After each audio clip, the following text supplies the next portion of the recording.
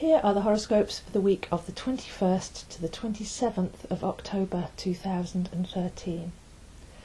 On the 21st we see Mercury turn retrograde in Scorpio. This is a big deal. It will go on until the 11th of November when Mercury turns direct again and then eventually leaves Scorpio on the 8th of December. So this is quite a long haul aspect, but this will really kick off on the 21st. Mercury rules our processing mind, where we actually draw down thoughts, where we actually take in those thoughts and turn them into action. And when any planet goes retrograde, it means to turn that energy into yourself. And Scorpio is all about the subconscious, the dark realms and the shadow side. So what we can see here is that it's very necessary over the next few weeks to actually go in and monitor our subconscious thoughts and feelings. Now, it's difficult to contact your subconscious because it's happening in the hidden realms, but what we can do is we can engage with our feelings, and we can also have a look at what's going on around us in the outside world. And instead of playing the victim or the manipulator or the one that wants to control the power, or just assuming that the world is happening at us, we can actually go in and see, what am I doing to draw this to me? Because it's a magnetic quality to subconscious. It draws things to you so that you can learn from it. So we can not only go in and see what's happening now and what does that mean for us, but we can also go into the past. There's a time travel aspect with Mercury retrograde. You can go to the root of the problem. When did you first start believing these things? When did you first start engaging with these psychological patterns, with the identity and the story that's created around them and has subsequently grown to bring these lessons to you today? So Mercury retrograde says go inside, explore your feelings and your thoughts, explore your motivations, explore your use or abuse of power. Many people that feel disempowered will project and blame onto other people and say this is happening at me, or take things too personally and make an even further story from it. But Mercury retrograde says let's go in, let's use our intuition, let's use our timeless knowing, and let's actually take responsibility and see, what am I creating here in the inner realms that's actually making all this happen in the first place? And if I take responsibility for those thoughts and feelings, then the seeming scenarios on the outside will melt away as a result. This aspect gets strengthened on the 23rd by the Sun going into Scorpio. So with the solar light going into the dark realms as well, that acts like a torch for us to really be able to see what's going on the inside. So we have a wonderful month of Scorpio for that inner journey, for that power, and to regain our true power rather than projecting and blaming others, and to go on the journey of the hermit to see what's really happening on the inside and make the necessary changes. Many people dread Mercury retrograde because in a rational, logical world, that side of things seems to fall down. So you'll hear that conversations go wrong and computers break and travel is all in disarray. But this is just so that we can actually change the routine patterns. The other side of the brain is the intuitive brain, and when Mercury goes retrograde we get much closer contact with that side of ourselves, the non-rational, the non-logical, and what happens outside of the realm of the five senses. So this can be a very positive period to engage with. And the feeling with this combination is we only need to do this once.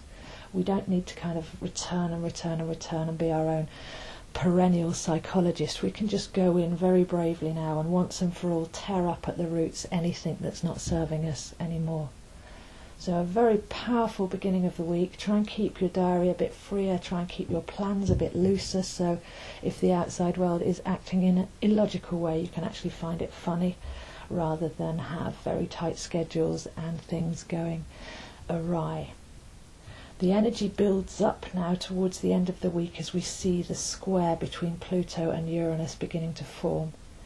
This is one of 7 squares, and a square is a tough angle for two planets to be at. They're both disagreeing with each other. There's necessary tension. So by the 1st of November we have another square of Pluto in Capricorn and Uranus in Aquarius. This is a very good aspect for society. This says Pluto in Capricorn is deconstructing all the establishment systems and all the corruption that has built up and created a sedentary, thick effect over the last decades. It's throwing that down now. So any corruption, any systems, any government, and the financial system is under this as well. It all needs to go if it's not fair for all. Because Uranus says have a vision of what's more equal, have a vision of where you take your responsibility rather than following a system and contributing to something that's in a state of decay and unfairness. So Uranus in Aries is the rebel, rewiring our brains, making us think in a revolutionary way. So aspects like clean energy and self-sufficiency come under the Uranus in Aries aspect, as well as being able to break free from the neural pathways of conditioning and actually think in a revolutionary and possibly even eccentric fashion to bring in some new ways of being that will actually see us move forward together as a cohesive group and a self-independent way of being that's not relying on other people to tell us what to do. So there's actually a really nice feeling to this, but it can feel a bit tense when the exact square is there. But like I say, this is necessary decline and deconstruction in order to clear the way for something bright and new and more appropriate to come in. And as Uranus rules the age of Aquarius, then this is something that's actually going to take us forward for the next few thousand years. So it's not something that we need to kind of really get on now, but it's just go in again and do that clearing up in yourself. Where are you believing in old systems? Where are you contributing to the part of society or to the part of your life that actually no longer serves you? And where can you actually rethink and re-engage with a more knowing, I know is the phrase of Aquarius, and a more self-responsible approach to life, which will then make all the difference on the outside. If everyone did this, then we wouldn't be actually relying on a lot of the decaying systems anymore. We'd be just refusing to take part in that and making our own reality happen en masse. So this is a really beautiful aspect, but things could get a bit tense by the 1st of November, which is also Samhain or All Souls Day or Halloween.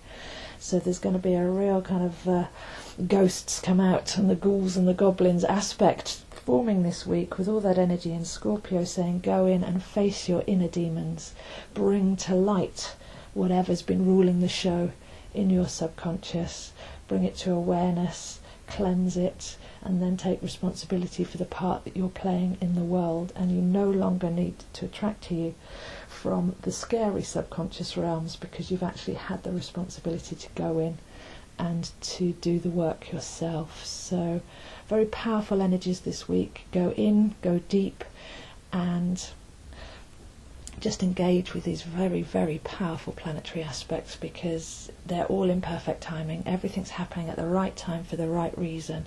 So if we can just do the job at hand and prioritise, then we can move on when everything moves into Sagittarius and take the next step on our journey.